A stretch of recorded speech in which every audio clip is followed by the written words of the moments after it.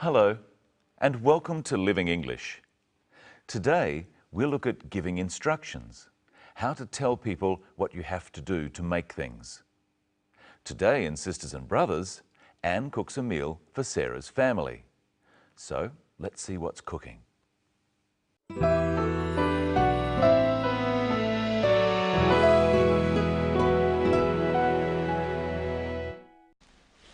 What are we having? Singapore noodles with prawns. Oh. It's a very famous dish. You can buy it at street stalls everywhere. I hope you like it. I'm sure we will. So, what do we do first? First we have to peel the prawns. Oh, okay, I'll do that. Now what? Now we'll fry the prawns. The oil must be very hot. It doesn't take very long. While I'm doing that, you can chop the leeks. Chop them very fine.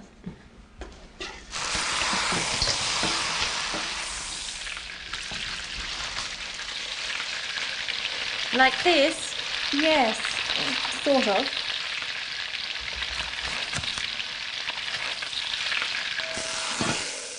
Now what? Next we add the spices and some ginger and the leeks. Okay, and now? Now the leeks are soft, we put in some bean sprouts. And then the prawns and the noodles. All in together. Is that all? Almost. Lastly, we add some of this special sauce.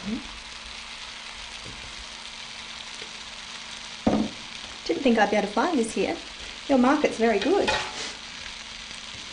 That's it. We're almost ready. I hope your family's hungry.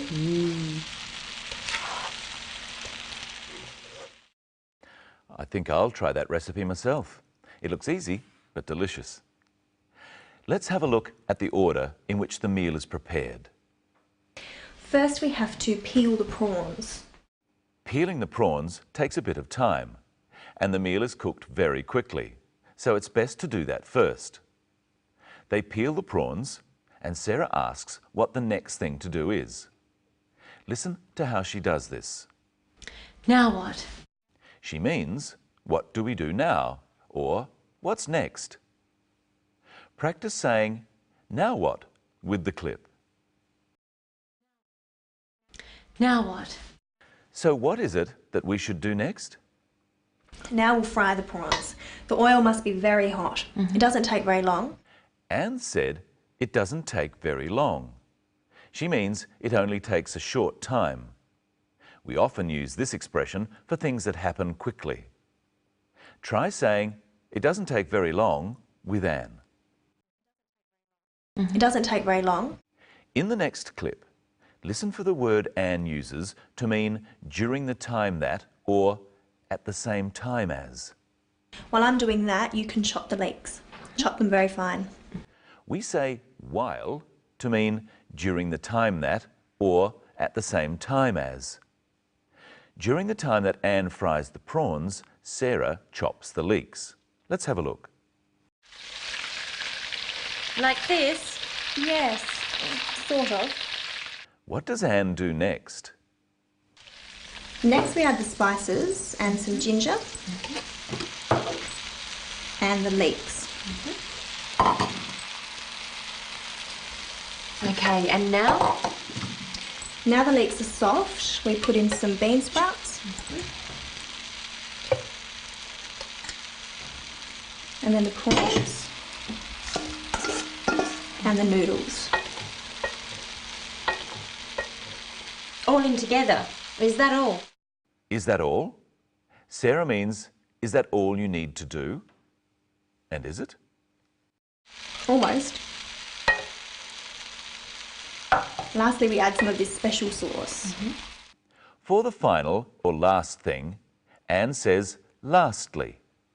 Lastly, we add some of this special sauce. She could have said finally. Finally, we add some of this special sauce. Now we're going to look at those instructions and change them so that we are talking about what happened instead of saying what is happening. First, let's listen again to what is happening. Lastly, we add some of this special sauce. To talk about that or report it to someone, instead of saying we add some special sauce, we say some special sauce is added. This is called the passive voice. We use the passive voice when who or what causes the action is not important.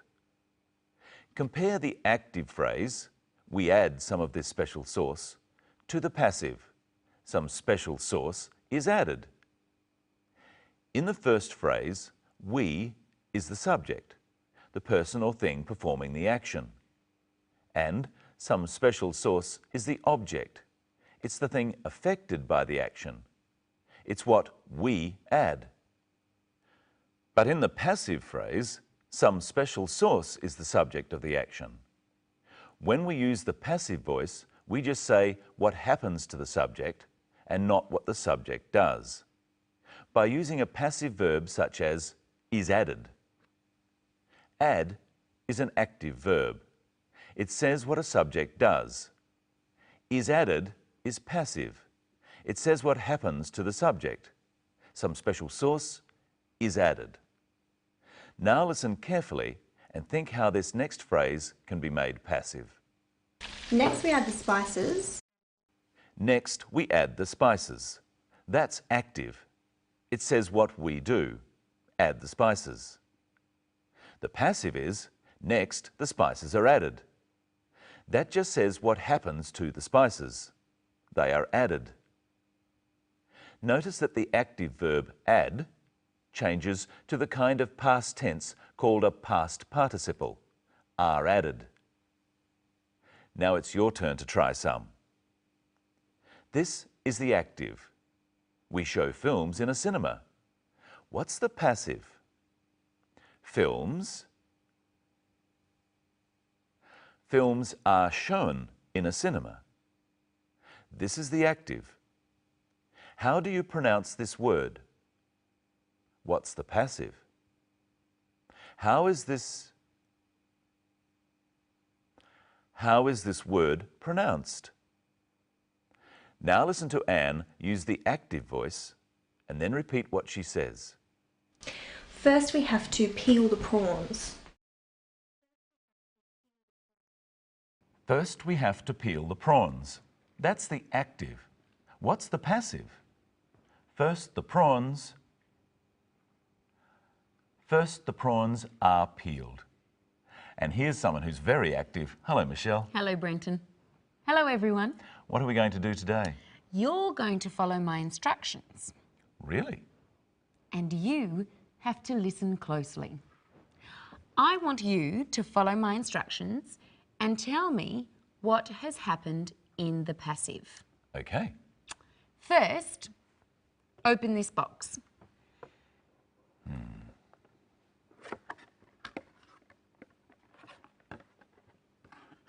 The box is opened. Next, take out the camera. The camera is taken out. Turn the camera on.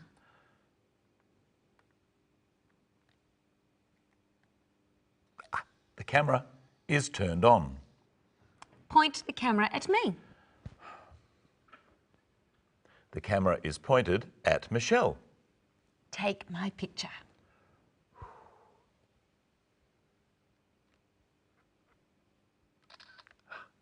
Michelle's picture is taken. Now we'll replay what Brenton did. And I want you to tell me what happened in the passive voice. Here's what I mean. The box is opened. You try. The camera is taken out. The camera is turned on. The camera at Michelle. The camera is pointed at Michelle. Michelle's picture Michelle's picture is taken. Now listen to Anne again. While I'm doing that, you can chop the leeks. You could say, while that's being done, the leeks can be chopped. Yes, if you're writing a recipe. We use the passive when we are not sure exactly who or what is doing something. What's a recipe? A recipe is cooking instructions.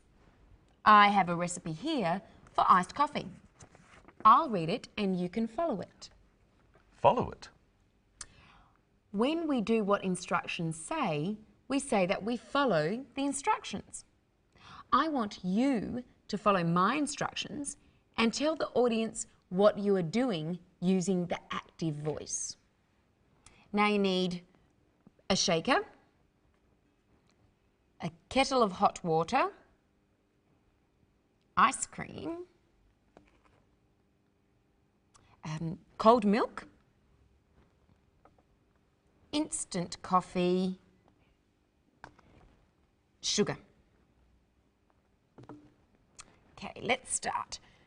First, 1 teaspoon of coffee is put in the shaker. I put a teaspoon of coffee in the shaker. 1 teaspoon of sugar is then added. I add a teaspoon of sugar. Next, enough hot water to dissolve the sugar and coffee is added. I add enough hot water to dissolve the sugar and coffee. A scoop of ice cream is then added. You say it this time. I add a scoop of ice cream. The lid is put on and the contents shaken. Try again. I put the lid on and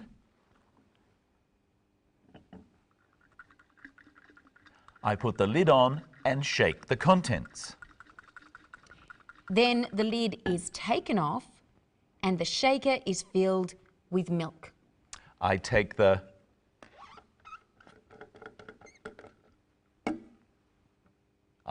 lid off and fill the shaker with milk.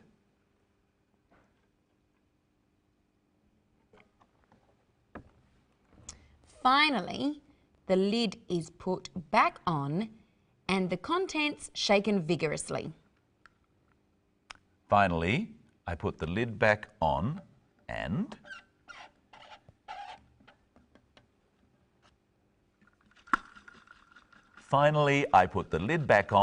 shake the contents. Is that all?